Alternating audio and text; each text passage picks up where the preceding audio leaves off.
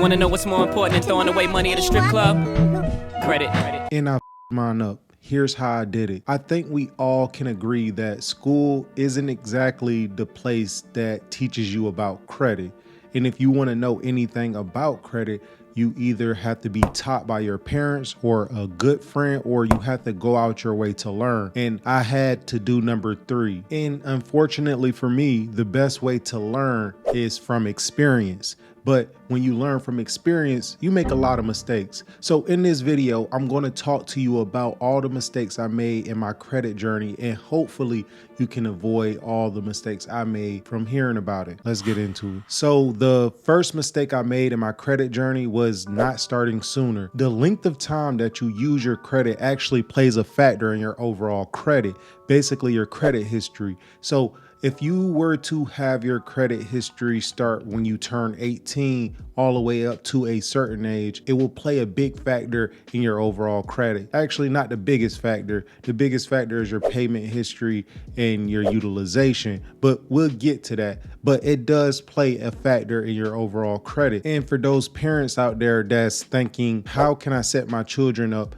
for their credit history to be good? Well, there's some issuers that actually allow you to start your children off as soon as they're born. You can make them an authorized user on your account, but there's select few issuers that actually give you that offer. And there are some issuers that you can start them off at 13 years old. For those of you who don't really have the parents that's doing all that, not that they're doing anything wrong, but maybe they just don't know what they don't know, you can also get a secure credit card when you turn 18. Basically, a secure credit card is when you give like maybe $200 to your bank in order to load a card up with that $200 so the bank doesn't take risk and you are able to start building your credit as soon as possible. Overall, what I'm trying to get at, the sooner you could start your credit, start it. You could actually get a car loan, and that also will report to your credit as well. I don't really like to take that route because, you know, you don't want to really go into too much debt, and you don't want to start off your adulthood in debt, or eventually that car will be paid off. And when it is paid off, your credit will actually drop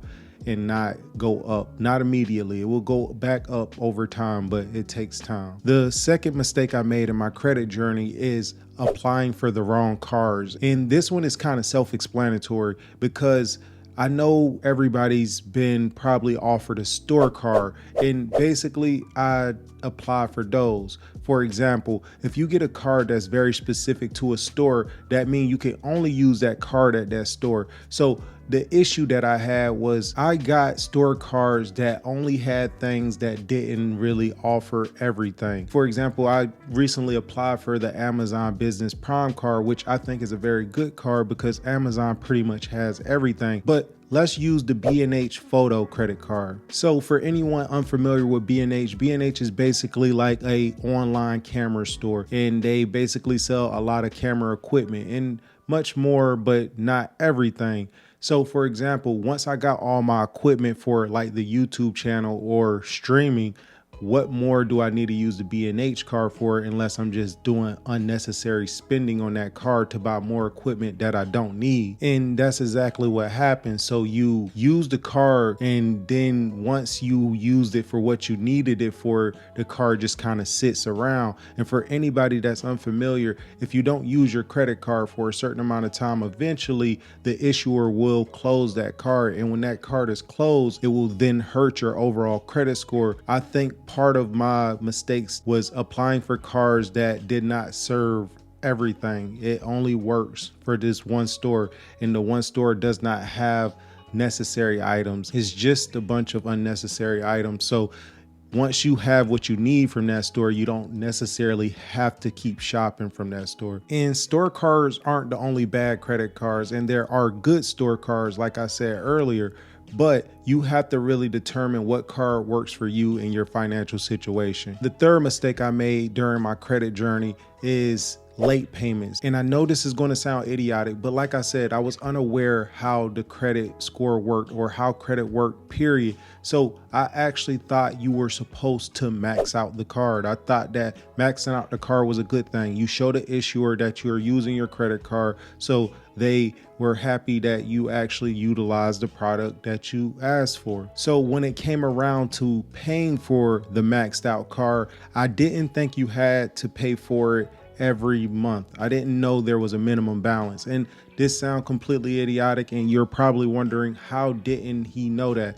I truly had no idea. I just thought you used a credit card and you paid when you felt like it. And that's kind of what I believed in my own head, and I told myself it was okay. I was just doing what I thought was right. And boy, was I awfully wrong. I then got late payments because I didn't know I was supposed to pay it. And at the time when I actually was doing this, they didn't have all the notifications like they do nowadays. Yeah, I'm making myself sound old, but it was set up a little bit differently. And for anyone who's unfamiliar what late payments does to your credit score, it basically sits on your credit score for 7 years and it drops your credit score tremendously. Luckily for me, I was able to pay a credit repair company to fix that for me, but not everybody's going to be in my position. And I understand that it's a lot harder to fix it when you're not in the best position. Fourth credit mistake is kind of falling into the last one, but utilization. I did not understand how utilization worked, and that is a huge part of your credit score, just like late payments. But utilization, it got me because once it's super high, it's extremely hard to pay it all off. I think I had a utilization of 102%, and you're probably wondering, I thought it stopped at 100. I thought the same thing, but you have to think, once you max out all your cards, the interest rate starts to build on that actual overall number. And like I told you, I didn't know I was supposed to pay it every month. So I didn't pay the minimum balance every month. Not because I couldn't, but I just didn't know I was supposed to. So my overall utilization was actually going over my credit limit. And these are some of the things you just don't know until you sit down and go through all your finances and be very critical on yourself. Be very serious about fixing it, because if you're not, it's extremely hard to get out of it. I know people that's still dealing with it to this day. Utilization is one of the hardest things to fix, because if you have a bunch of utilization, like my overall utilization that I used on my credit cards was about $8,500, and I couldn't just pay that in one lump sum. I had to actually save to pay off these credit cards over time. And if you don't have a certain amount of discipline, it's extremely hard to just pay $8,500 on credit cards that you already spent the money on things you wanted. Now you're just paying them off years later. Don't make the same mistake. And the fifth mistake I made on my credit journey is not caring about hard inquiries. And basically what a hard inquiry is when a establishment is trying to see your worthiness of being able to get something through a loan or giving you a line of credit. And why is it important to care about hard inquiries? Because they sit on your credit score for 2 years from the establishment that runs your credit.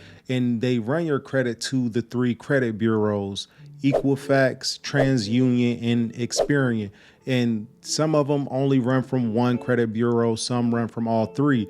But you have to know all these things. You have to sit down and understand, what exactly does it affect, and will this hurt you later on in life? But I did not care about hard inquiries, and I just ran my credit anywhere I went. If they said we would have to run your credit score, it never bothered me because I didn't care. It didn't really affect me. It wasn't like, okay, what's the bad part? Okay, run my credit score. And I would get declined a lot. So for those of you who wondering, if you get declined, do it still affect you? It does. You still have a hard pull on your credit, which is going to leave a hard inquiry on your credit, which will take 2 years to fall off, even if you are declined. So it's very smart to not just run your credit anywhere. And why a hard pull is so critical is because if you go to a different lender or a different establishment to get a line of credit, the more hard inquiries they see on your credit report, the more they don't believe that you are a good person to lend to, because they see, like, why did they get a hard inquiry here? Why did they go get a hard inquiry here? Are they in some kind of financial trouble? So they will will be very skeptical on lending you money whenever you have so many hard inquiries on your credit report, especially in a short amount of time. Like I said, it does fall off after 2 years. So say, for example, you apply for a credit card, they do a hard pull and you do get a hard inquiry. After 2 years after that application, that hard pull will fall off your credit. So you can then start applying to other places, getting a car or getting more lines of credit. So it all depends on your situation and how you go about it. And it is a right way to go about it. Clearly, you want to still use your credit in the proper manner, and you do need certain lines of credit in order to build your credit. It's a very tedious thing to understand. And that's the mistakes I made. And I did fix my credit. My credit is good today. And I don't want you to watch this and be like, how do I avoid all the things he did? Some of the mistakes I made, I could not avoid simply because of my position. And you will probably be in a position where you can't avoid certain things.